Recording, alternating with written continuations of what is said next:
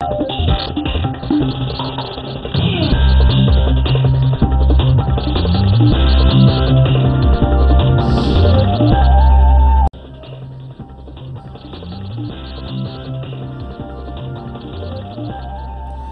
रात के 10 बज रहे हैं। अब देखिए 24 घंटे 24 रिपोर्टर। सबसे पहले शो की 4 बड़ी खबरें। किशोर अजवाणी आपको बताएंगे। मुंबई पुलिस ने पीटर मुखर्जी का बयान खारिज किया। खुद ही वकील के साथ लिखित बयान देने खार थाने पहुंचे थे पीटर मुखर्जी और उनके बयान को खारिज कर दिया गया।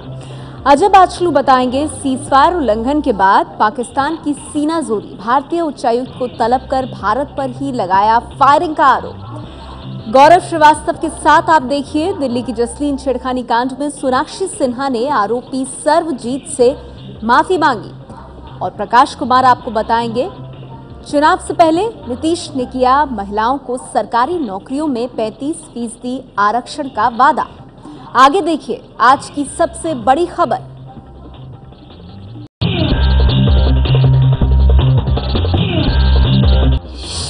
मुंबई के हाई प्रोफाइल शीना बोरा मर्डर केस में स्टार इंडिया के पूर्व सीईओ पीटर मुखर्जी का बयान पुलिस ने खारिज कर दिया है। पीटर खुद ही थाने पहुंचे थे।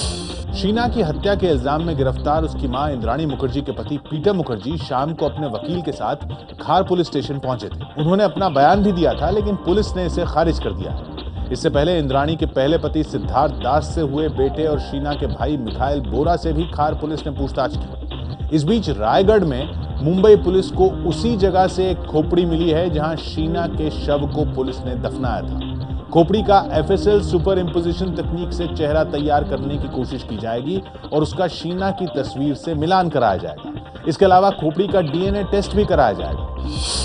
2012 में मुंबई के जेजे अस्पताल में रायगढ़ की पुलिस ने अज्ञात शव की हड्डियां रखवाई थी। वो अभी तक अस्पताल में है। अब मुंबई पुलिस ने शव के टुकड़ों की डीएनए जांच के लिए कहा है। शीना का कत्ल 2012 में हुआ, जिसका खुलासा अब हुआ। मुंबई पुलिस ने आज रायगढ़ में उस जगह से डीएनए के कुछ सैंपल लिए हैं जहां पर शीना बोरा की हत्या के बाद उसके शव को फेंका गया था। मुंबई पुलिस की एक टीम आज रायगढ़ पहुंची जहां शीना को जलाया गया था। वहां उन्हें कुछ हड्डियों के टुकड़े मिले हैं। पुलिस ने सैंपल लेकर इन्हें डीएनए जांच के लिए भेज दिया है। पुलिस को अब तक की जांच में पता चला है कि शीना को मुंबई से टैक्सी में डालकर लाया गया था और फिर रास्ते में गला घोंटकर उसकी हत्या कर दी गई और फिर रायगढ़ में इसी जगह पर लाकर उसे जला दिया गया था। मुंबई पुलिस को उम्मीद है कि डीएनए जांच से उसे ये केस हल करने में मदद मिलेगी। शीना मर्डर केस में वरिष्ठ पत्रकार वीर सांघवी ने किया है इंद्राणी मुखर्जी पर बड़ा खुलासा। इंडिया टुडे को दिए इंटरव्यू में सांघवी ने कहा है कि इंद्राणी का बचपन में उसके सौतेले पिता ने शोषण किया था। इंद्राणी मुखर्जी के पूर्व सहयोगी वीर सांघवी के खुलासे से इंद्राणी की पिछली जिंदगी के बारे में अहम बातें पता चली हैं। कि इंद्राणी ने मुझे बताया था कि उसके पिता उसे और उसकी मां को छोड़कर चले गए थे, जिसके बाद उसकी मां ने अपने देवर यानी इंद्राणी के चाचा से शादी कर ली थी। इंद्राणी के सौतेले पिता उसका शोषण करते थे और मां भी उसे नहीं बचाती थी। इंद्राणी ने कहा था कि सौतेले पिता की वजह से ही उसे घर छोड़कर कोलकाता जाना पड़ा। इंद्राणी अपनी बेटी शीना की हत्या के इल्जाम में गिरफ्तार हो चुकी हैं। बड़ा सवाल यह है कि इंद्राणी ने अपनी ही बेटी को क्यों मारा। इंद्राणी और उनके पूर्व पति एसदास के अलग होने का दस्तावेज सामने आया है। इसमें शीना के पिता का नाम एसदास और मां का नाम इंद्राणी बोरा है। ये है अदालत में जमा किया गया शपथ पत्र। इससे दो चीजें स्याही की तरह साफ हैं। पहली, इंद्राणी के पति एसदास थे जिनसे इंद्राणी का तलाक हुआ और दूसरी, शीना के पिता श्री एसदास थे। पहली बार दस्तावेजों से ये साबित हुआ कि शीना का पिता कौन है। इंद्राणी मुखर्जी ने एफिडेविट में बयान दिया है कि मैं आपसी सहमति से अपने पति श्री एस दास से अलग हो गई हूँ और मेरा उनसे साल 1989 से कोई संबंध नहीं है। मेरी जानकारी के मुताबिक ये सच है। मेरा बेटा मिखाइल बोरा और शीना बोरा, जिनकी उम्र करीब 3 और 4 साल है, मेरे साथ हैं और उनका मुझसे अलग हुए पति से कोई संबंध नहीं है। एफिडेविट से खुलासा हुआ है कि इंद्राणी ने मिखाइल और शीना की देखरेख का जिम्मा नाना नानी को सौंप दिया था। अभी तक इंद्राणी ने दुनिया को यही बताया था कि शीना बोरा उसकी बहन है। इससे पहले बर्थ सर्टिफिकेट में भी शीना बोरा के पिता का नाम उपेंद्र बोरा था, जो इंद्राणी के पिता हैं। शीना मर्डर केस में इंद्राणी के पति पीटर मुखर्जी ने दावा किया है कि इसके पीछे प्रॉपर्टी विवाद नहीं हो सकता। टाइम्स नाउ को दिए गए इंटरव्यू में पीटर ने कहा है, ये बात पहले भी उन्हें पता चली थी कि शीना इंद्राणी की बेटी हैं, लेकिन उन्होंने इस पर भरोसा नहीं किया। क्या कहा है उन्होंने, आइए देखते हैं। मुझे अभी तक भरोसा नहीं हो रहा है कि इंद्राणी ने शीना का मर्डर किया होगा। पुलिस को जांच करने दीजिए और उसका नतीजा आने दीजिए। तब तक हमें किसी निष्कर्ष पर नहीं पहुंचना चाहिए। जब मेरी इंद्राणी से 2002 में शादी हुई थी, तब उन्होंने बताया था कि उनकी एक बहन शीना है और एक भाई मिखाइल। बेटी विधि के बारे में भी इंद्राणी ने उसी समय बताया था। बाद में शीना ने बताया कि इंद्राणी ने मुझे जो जानकारी दी वो गलत है। पीटे ये भी कहते हैं कि 2012 में जिस समय शीना की हत्या की बात की जा रही थी, उस वक्त मैं बेटी विधि के पास लंदन में था, फिर रोम चला गया, जबकि इंद्राणी मुंबई में। ये सब बात चल रही थी कि संपत्ति को लेकर इंद्राणी शीना की हत्या की। मेरी बात पर भरोसा कीजिए, ये बात बिल्कुल गलत है। शीना मर्डर केस में राहुल ने कई चौंकाने वाले खुलासे किए हैं। राहुल ने पूछताछ में बताया है कि मर्डर वाले दिन इंद्राणी ने शीना को डिनर के लिए बुलाया था। शीना मर्डर केस में मुंबई पुलिस ने पीटर मुखर्जी की पहली पत्नी से बेटे राहुल से कई बार पूछताछ की है। कहा जा रहा है कि राहुल के शीना से संबंध भी थे। राहुल ने बताया है कि डिनर पर चलने के लिए शीना ने उससे भी कहा था, लेकिन उसने यह कहते हुए मना कर दिया कि इंद्राणी से मेरे संबंध अच्छे नहीं हैं, इसलिए वो नहीं जाना चाहता। राहुल के मुताबिक उसने शीना को बांद्रा में नेशनल कॉलेज के पास ड्रॉप किया और उसी दिन के बाद शीना कभी नहीं लौटी। सूत्रों के मुताबिक यहीं से शीना को टैक्सी में ले जाकर मारा गया और उसके बाद उसका शव रायगढ़ के इलाके में फेंक दिया गया। शीना मर्डर केस में गिरफ्तार इंद्राणी मुखर्जी के पहले पति संजीव खन्ना को कोर्ट ने 31 अगस्त तक पुलिस हिरासत में भेजा है। संजीव खन्ना को पुलिस आज विमान के जरिए कोलकाता से लेकर मुंबई पहुंची थी। खन्ना को बांद्रा की कोर्ट में पेश किया गया, जहां से पुलिस ने उसकी रिमांड मांगी। पुलिस ने दलील दी कि खन्ना इस केस में अहम आरोपी हैं और उससे पूछताछ करनी है। साथ ही हत्या में इस्तेमाल मोबाइल, हथियार और गाड़ी भी बरामद करनी है, इसलिए खन्ना को पुलिस रिमांड दिया जाए।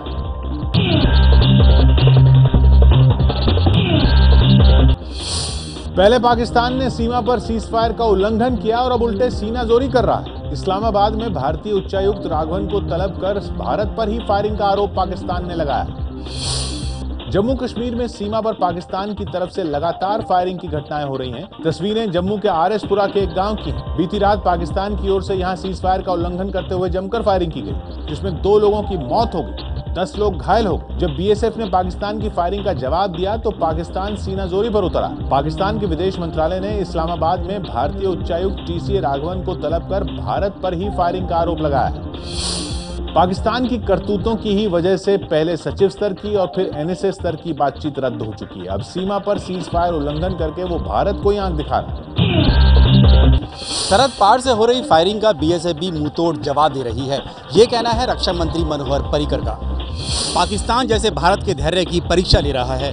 बार बार समझाने के बावजूद वो सरहद पर फायरिंग से बाज नहीं आ रहा है। ऐसे में सरहदों की हिफाजत में तैनात भारतीय जवानों ने पाकिस्तानियों को उन्हीं की भाषा में जवाब देना शुरू कर दिया है। I will only say that security forces are alert and they are taking action. इस बीच पाकिस्तान सरकार के रेडियो ने दावा किया है कि फायरिंग में उसके भी 7 लोग मारे गए हैं। जाहिर है दूसरों के लिए कांटे बोने वालों को कांटे ही मिलेंगे। सीमा पर पाकिस्तान की तरफ से लगातार हो रही फायरिंग पर कांग्रेस नेता गुलाम नबी आजाद ने पाकिस्तान पर साधा निशाना। कहा दोनों देशों के बीच कोई बातचीत ना हो, इसीलिए पाकिस्तान कर रहा है लगातार फायरिंग। जो बातचीत का जरिया जो शुरू होने वाला था, शायद उसको टारपेडो करने की एक पाकिस्तान की तरफ से कोशिश हो रही है। यही कारण है कि वो LOC और इंटरनेशनल बॉर्डर दोनों पे लगातार हर दूसरे तीसरे दिन कोई न कोई हमला करता है। जब तक पाकिस्तान को टेररिस्ट स्टेट नहीं डिक्लेयर किया जाता और पाकिस्तान पर इंटरनेशनल दबाव नहीं आता और पूरे हर प्रकार का दबाव, डिप्लोमेटिकल भी और दूसरा भी जो है दबाव उस पर आएगा, तो तभी उसको अक्ल आने वाली है, लेकिन वो बिल्कुल समझ नहीं रहा है। तमाम कोशिशों के बावजूद पाकिस्तान अपनी हरकतों से बाज नहीं आ रहा है। ऐसे में भारत ने अब पाकिस्तान को उसी की भाषा में समझाना शुरू कर दिया है। अगली खबर में देखिए, जिंदा पकड़े गए पाकिस्तानी आतंकी का कबूलनामा। कल कश्मीर से जिंदा पकड़े गए मिलिटेंट ने खुद को पाकिस्तान का बताया है। सूत्रों के मुताबिक उससे पूछताछ में कई महत्वपूर्ण तथ्य सामने आए हैं जिनकी जांच की जा रही है। ये फोटो कल पकड़े गए मिल्टन सज्जाद की है। सज्जाद को कल कश्मीर के रफियाबाद इलाके में एनकाउंटर के दौरान मिर्ची बम के जरिए जिंदा पकड़ा गया है। सज्जाद ने बताया कि वो पाकिस्तान के पंजाब सूबे का रहने वाला है और वहां मुजफ्फरगढ़ में रहता था। इंटेलिजेंस एजेंसी के सूत्रों के मुताबिक सज्जाद ने बताया है कि उसे अमरनाथ यात्रा पर हमला करने के लिए भेजा गया था। सज्जाद के मुताबिक कथित तौर पर जहाद के लिए भेजे जाने से पहले उसे लश्कर और ISI ने हथियार चलाने की ट्रेनिंग दी थी। 17 के करीब इन ट्रेनिंग कैंपों में 200 के करीब नौजवानों को आतंकवादी बनने की ट्रेनिंग दी जा रही है। इन नौजवानों की उम्र 16 से 25 के करीब है और हथियारों की ट्रेनिंग से पहले उनका ब्रेन वॉश कर दिया जाता है। सज्जाद ने बताया है कि इन कैंपों में अक्सर हाफिज सईद भी आया करता है। सज्जाद ने बताया है कि उसे कहा गया जब वो उसे दिया गया काम पूरा करके लौटेगा तो उसे खूब सारा पैसा मिलेगा और उसका भविष्य सुरक्षित रहेगा।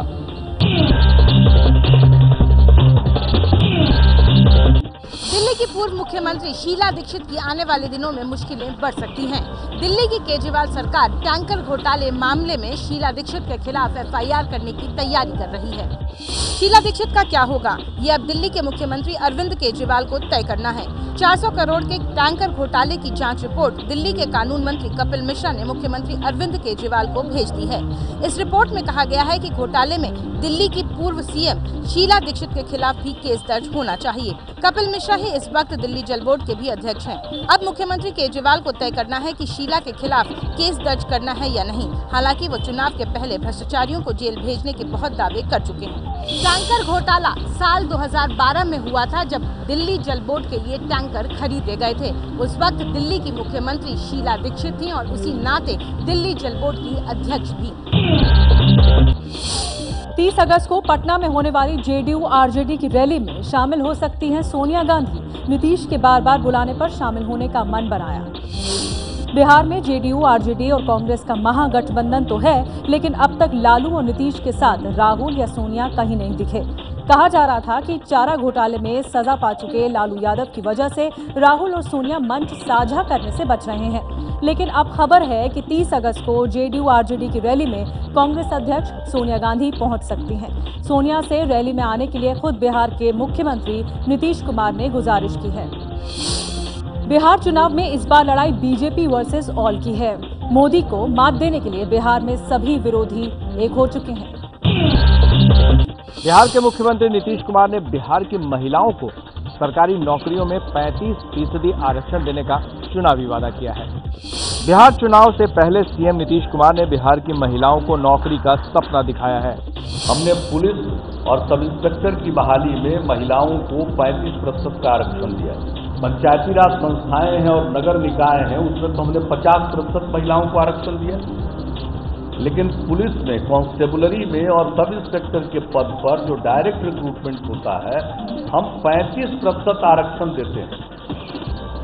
तो यही आरक्षण महिलाओं को जो पुलिस में हमने पहले से दिया है, सरकार की सभी नौकरियों में लागू कर दिया है।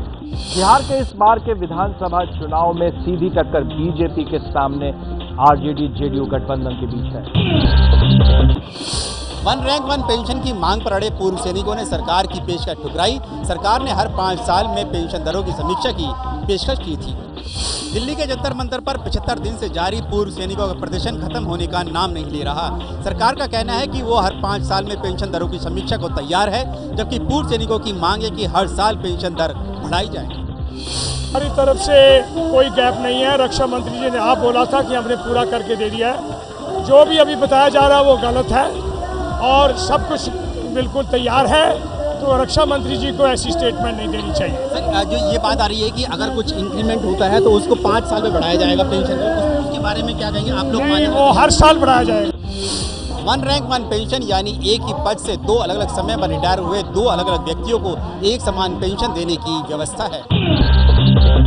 17वीं सदी के मुगल शासक औरंगजेब के नाम पर दिल्ली के लुटियनजोन इलाके में बनी हुई औरंगजेब रोड अब इतिहास बन जाएगी, क्योंकि NDMC की एक बैठक के बाद ये निर्णय लिया गया है कि औरंगजेब रोड का नाम बदलकर भारत के पूर्व राष्ट्रपति APJ अब्दुल कलाम के नाम पर रखा जाएगा। दिल्ली के मुख्यमंत्री अरविंद केजरीवाल ने आज ट्वीट करके इस बारे में जानकारी दी है। पिछले लंबे समय से इस बारे में मांग उठ रही थी कि औरंगजेब रोड का नाम बदल दिया जाए। हालांकि भारत के पूर्व राष्ट्रपति अब्दुल कलाम अपने राष्ट्रपति काल के बाद से अपने निधन तक दिल्ली के 10 राजाजी मार्ग पर रह रहे थे, लेकिन इस बारे में प्रस्ताव उठाया उनके निधन के बाद बीजेपी के सांसद महेश गिरी, और इसके बाद पत्र लिखा बीजेपी की सांसद मीनाक्षी लेखी ने भी कि इस रोड का नाम बदलकर भारत के पूर्व राष्ट्रपति के नाम पर रखा जाए। हालांकि इससे पहले भी 2014 में सिख संगठनों ने औरंगजेब रोड का नाम बदलकर गुरु तेग बहादुर रोड रखने का नाम प्रस्ताव दिया था। हालांकि उस प्रस्ताव को न माना गया था। राजस्थान के चूरू में बीती रात से तनाव बना हुआ है। दो समुदायों के बीच तनाव को देखते हुए यहां धारा 144 लागू कर दी गई है। ये तस्वीरें बीती रात की हैं। चूरू बस स्टैंड, सफेद घंटाघर, गढ़ चौराहा और सब्जी मंडी जैसे कई इलाकों में आगजनी और तोड़फोड़ हुई। हरियाणा रोडवेज की एक बस और एक ट्रक को आग के हवाले कर दिया गया। प्रदर्शन कर रहे लोगों ने कई स्थानों पर तोड़फोड़ की। बाजारों में खड़े वाहनों को तोड़कर उन्हें आग के हवाले कर दिया। विश्व हिंदू परिषद, बजरंग दल जैसे संगठनों से जुड़े लोगों ने जगह जगह प्रदर्शन किया। बीकानेर से हिसार जाने वाली ट्रेन पर पथराव किया गया, जिससे रेल का ड्राइवर घायल हो गया। बेकाबू भीड़ को तितर-बितर करने के लिए पुलिस ने लाठीचार्ज किया। अभिनेत्री सोनाक्षी सिन्हा ने दिल्ली छेड़खानी कांड के आरोपी सर्वजीत सिंह से माफी मांगी है। अपने ट्वीट से सोनाक्षी सिन्हा सर्वजीत के पक्ष में जा खड़ी हुई हैं। कई अन्य लोगों की तरह एक महिला होने के नाते मैंने भी जसलीन को संदेह का लाभ दिया, और अन्य कई लोगों की तरह मैं भी शर्मिंदा और निराश हूँ। उस लड़के से माफी मांगती हूँ। दिल्ली में पिछले दिनों छात्रा जसलीन कौर ने सर्वजीत नाम के लड़के पर छेड़छाड़ का आरोप लगाया था। गिरफ्तारी के बाद सर्वजीत ने कहा था कि मामूली झगड़े को जसलीन ने छेड़खानी का नाम दे दिया। इस मामले में सोनाक्षी सिन्हा ने ट्विटर पर जसलीन की तारीफ करते हुए सर्वजीत को बुरा भला कहा था, मगर अब सोनाक्षी ने सर्वजीत की तारीफ की है। सोनाक्षी के समर्थन पर सर्वजीत ने धन्यवाद कहा है, लेकिन जसलीन अभी भी अपने आरोपों पर टिकी हुई है।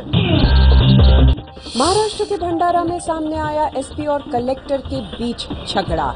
एसपी पर लगा कलेक्टर को केबिन से गेट आउट कहने का आरोप। ये है महाराष्ट्र के भंडारा जिले के एसपी दिलीप जलके, जो इन दिनों अपने ही जिले के कलेक्टर धीरज कुमार से विवाद की वजह से सुर्खियों में है।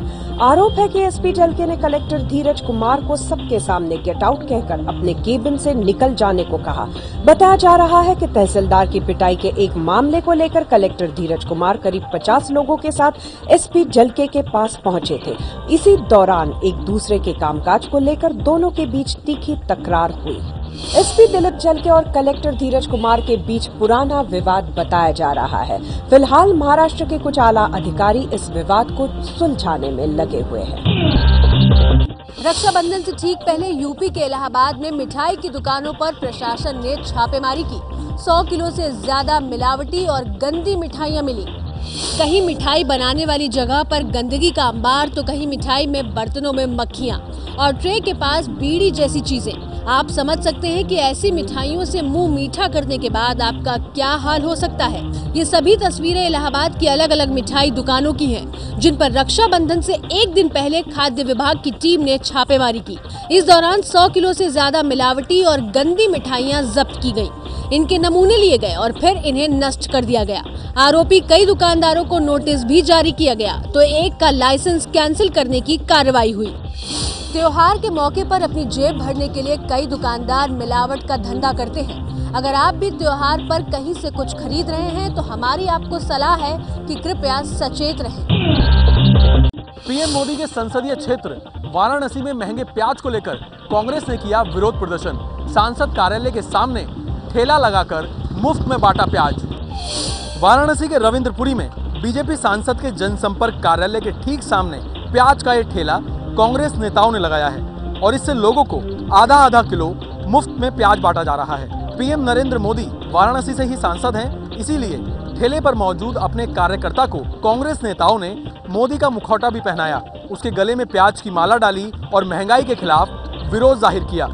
देश भर में प्याज की कीमतें आसमान छू रही हैं, दाल के दाम भी लगातार बढ़ रहे हैं, लिहाजा कांग्रेस को मोदी सरकार को घेरने का एक और मुद्दा मिल गया है। पंजाब के लुधियाना में बिजली विभाग की बड़ी लापरवाही। 2 महीने से बंद पड़ी कोठी के मालिक को थमाया 74,30,000 रुपए का बिजली बिल। लुधियाना की ये बड़ी सी कोठी गुरनाम सिंह की है। गुरनाम सिंह के मुताबिक उनकी कोठी पिछले 2 महीने से बंद पड़ी है, फिर भी बिजली विभाग ने उन्हें 72,30,770 रुपए का बिल चुकाने के लिए भेज दिया। गुरनाम ने कोठी में लगा बिजली का मीटर भी दिखाया, जिसमें रीडिंग 241 यूनिट है। गुरनाम अपनी शिकायत लेकर बिजली विभाग के पास गए, लेकिन इसके लिए उन्हें पटियाला जाने की सलाह दी गई। मामला सामने आने के बाद लुधियाना बिजली विभाग के अफसरों ने सफाई दी कि ऐसा सॉफ्टवेयर की गड़बड़ी की वजह से हुआ है। गलती को जल्द दुरुस्त करने की बात भी कही जा रही है। 26/11 के मुंबई हमले की पृष्ठभूमि पर बनी फिल्म फैंटम की देश भर में ठीक-ठाक शुरुआती शोज में 40% तक टिकट बिके, लेकिन ओसामा को अंदर घुस के सैफ अली खान और कटरीना कैफ की फिल्म फैंटम को बम्पर ओपनिंग नहीं मिली है। लेकिन जानकारों का कहना है कि सुबह के शोज में 40% टिकट बिकना भी किसी फिल्म के लिए अच्छा कहा जा सकता है। उम्मीद जताई जा रही है कि पूरे दिन के कलेक्शन के आंकड़े इससे कहीं बेहतर आएंगे। फैंटम का निर्देशन कबीर खान ने किया है, जिनकी पिछली फिल्म बजरंगी भाईजान ब्लॉकबस्टर साबित हुई थी। फैंटम फिल्म हुसैन जैदी के उपन्यास मुंबई एवेंजर्स पर आधारित है और फिल्म में 26/11 के मुंबई हमलों के बाद आतंकवाद से लड़ने की रणनीति दिखाई गई है।